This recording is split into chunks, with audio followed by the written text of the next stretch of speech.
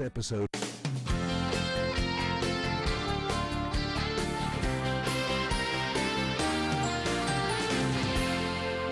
You're watching Morning at NTV.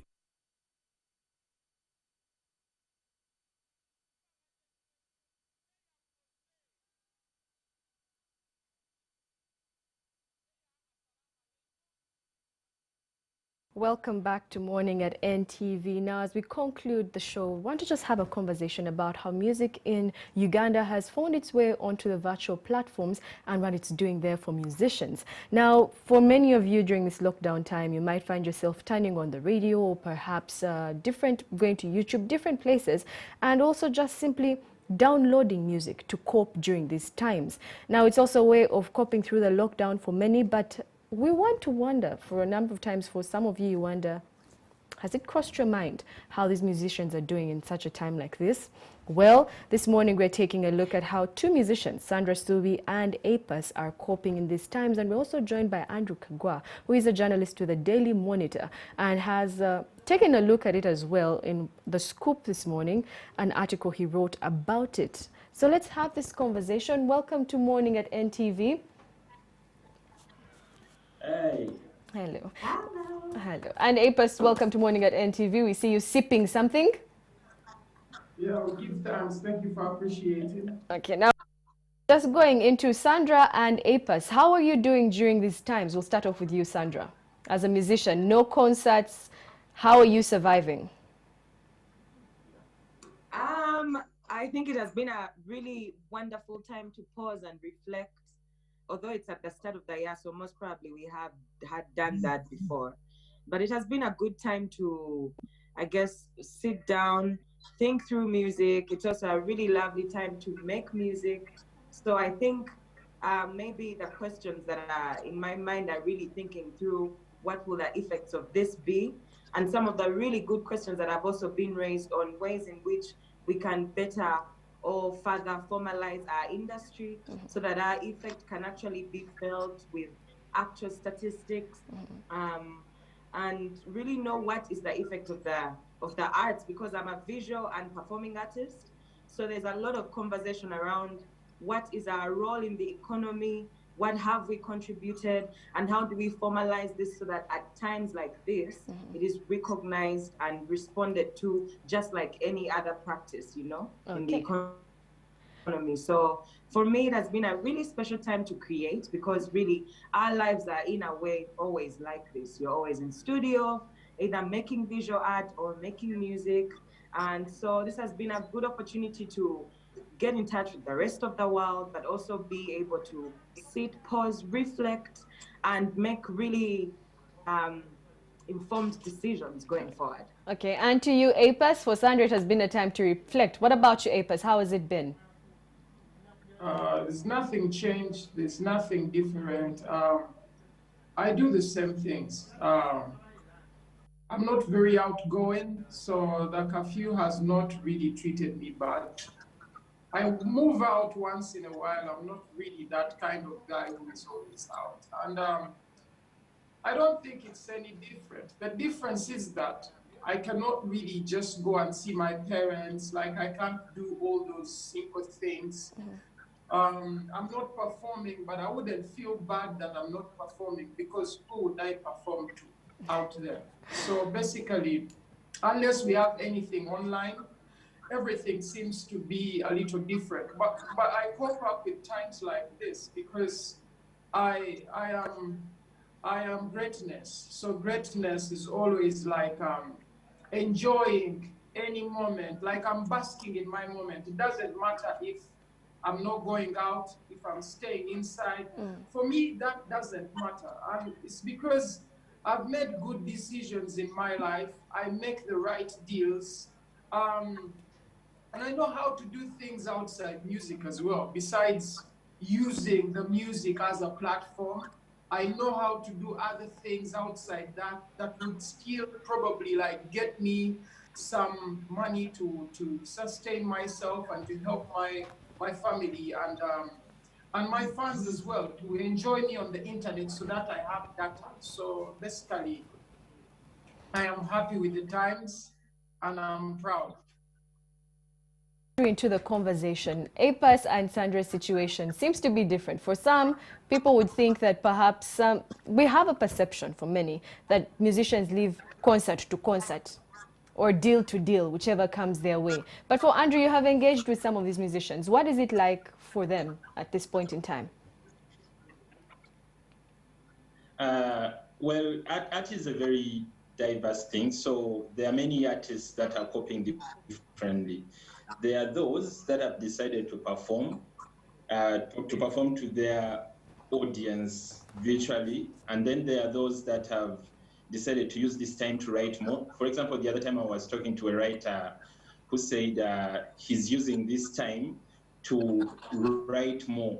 And then there is a painter who was telling me he's using the time to paint more. This is the best time to be quiet and do quite many things. But when it comes to performing artists that are not booked at the moment and they kind of have to find a way to connect with their audience, many are using online platforms. There are DJs that are trying to connect with the audience through mixes, like almost each and every weekend. And then there are artists that are doing live performances. It could be an acoustic song, and some are trying out concerts. For example, I know this weekend there are a couple of concerts that are happening online.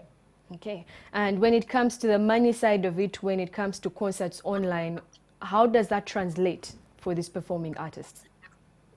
At the moment, I only know one artist that has put a price to their online concert, and that happens to be Kenneth Mugabe. When it comes to many other artists, they tend to use these online concerts as a way to connect with the audience. You know, one of the things I wrote about some time back was the fact that COVID-19 is kind of an equalizer. Today, whether you are an established artist or an upcoming artist, you're kind of all stuck home and you have this audience, which is the internet, and you need to find a way of harnessing this online audience that's existing. At the moment, for many artists, I don't think it's even about looking for money. It's about forging a way forward, and you can only forge a way forward right now when you try to connect with the audience that's basically home. And it's not just music. There is film where people are trying to put films online. I know Swans released a short film the other time. Other filmmakers have been putting their works online. Like, at the moment, it's not even about making money. It's about connecting and grabbing that audience. Okay. Now, away from money, and something that Sandra had talked about, and perhaps we'll start with you, Sandra, is the fact that these times are teaching us something. What is it teaching for artists? What are you learning from this time that perhaps in the future, because you mentioned the effects, what do you see will be changing in the art industry as a result of COVID-19? I think a lot will change, mainly for how we have seen entertainment, because a lot of things that we do are built on this element of trust, you know, trust to deliver, trust to be in a space together. And one of the things that art does is that it brings people together. And that's something that has really been fought by this situation. So for me, I took part in a conversation by the leader of FEZA, Elijah Kitaka, and he said a very powerful statement that I think right now is one of the things that we really, really need to be thinking about, is the formalization of this industry. Also in the visual arts, there've been a lot of conversations on what's our transparency, you know? Do people know what we contribute to the economy?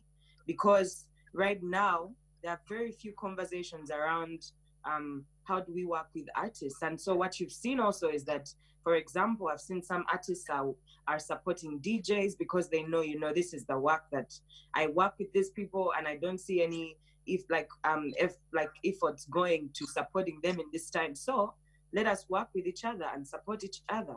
And so it was a very interesting question that I think we need to think further about on how can we further formalize our industry, because then it shows what the influence we have on the industry, on the economy is, and how we can better think about, even when we say live shows. I think for me, taking some time before I do things like live shows has also been questions around what is the aftermath of going live like that, you know? So things like what Feza is doing with Kenneth Mugabe, where it's a paid for experience, if entertainment becomes something that will be online for the whole, let's say, till the end of the year, what does that mean, you know, for a musician or for a visual artist? And so how do we carefully think about the steps that we are taking? Because also we are in a context where many times, and now that we are all online, we learn a lot from the Western world, and we look at what they're doing and just apply that. We also saw that with the way in which we sort of dealt with this situation as a country. So knowing that we need to really think about our context and what is clearly affecting us, to think of ways forward that will be very good and applicable to our context as Uganda, you know, as artists in Uganda. And I think it has also been a very perfect time for us to come together, to think together. I've loved seeing how artists are connecting with their fans online, but it's also still a question around, you know, how many people in Uganda are online. So if we're saying we're having a good reach to this audience, are we really, you know? Yeah. So all these statistics and really knowing what is our context, because also just to bring in APAS onto this we work in our conversation. studio. Yeah. So the time that we usually Yeah. Thank you so much, Sandra. APAS, what do you have to say about this briefly, the aftermath of what it will have on our industry? I think nothing will change. Interesting. Yeah, I don't think much will change. It's easy here to talk and say, oh, this is going to happen, but the industry is more built on individualism, and don't expect people to change that quick. You are not a magician. Okay. So basically what you have to know is that everyone moves a certain way. Some people will learn from that person, some will not, some will move that way, some will not. So to be honest, there are people who are not even learning in times like this. Yeah. You may look at it like, oh, probably this person is learning, but the next person isn't. For example, I'll give you an example. I don't usually go out. I am a commercial artist. I go perform maybe on seeing so many shows. I do a couple of things, but the main thing is that the way I've branded myself and the way I move, I don't move like many of the artists in Uganda. They move a certain way, I move a certain way. That also applies to so many other artists. Some artists don't care about online stuff. They care about the real shows down there. They want to go to Katakwi and sing. They want to go to Gulu. So the applications, you know, it's very different. We could look at content, but still we have to look at context. Okay. So in the end, I believe nothing much will change, but the times will come back to normal, and hopefully people will be interested in shows and artists will be performing. That's what I hope for. But besides having a vision of what will happen, I do not know. Okay, well, thank you so much, APAS. Now, Andrew, as I bring you into this conversation, I just want you to say this briefly.